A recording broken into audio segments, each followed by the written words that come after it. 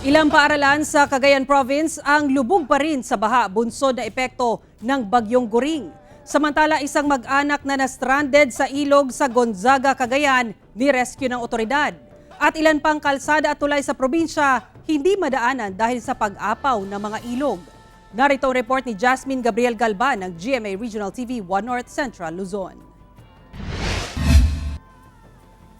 Nalubog sa baha ang ilang paaralan sa 8 mga bayan sa probinsya ng Cagayan dahil sa pananalasa ng bagyong Goring.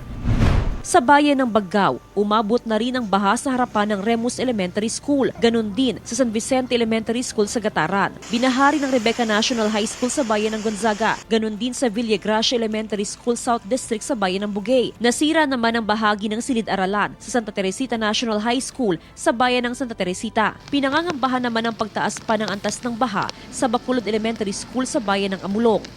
Medyo may baha din.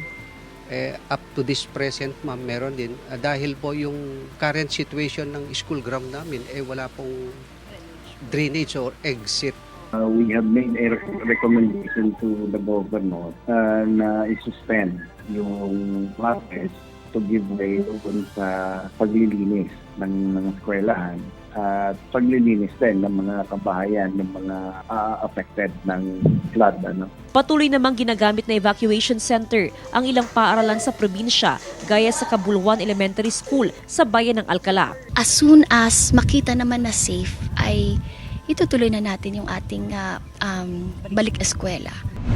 Samantala, pinangangambahan ang patuloy na pagtaas ng antas ng tubig sa Cagayan River. Sa bayan ng Gonzaga, tulong-tulong na nirescue ng otoridad ang isang mag-anak na natrap sa pagragasan ng tubig. Hindi na rin madaanan ang ilang kalsada at tulay sa pag-apaw ng ilog gaya sa bayan ng Baggao. Sa ngayon, 14 na bayan ang pinaghahanda sa posibilidad ng pagbaha sakaling umabot sa 10 meters ang Cagayan River. Mula sa GMA Regional TV 1 North Central Luzon, Jasmine Gabriel Galban, nagbabalita para sa GMA Integrated News.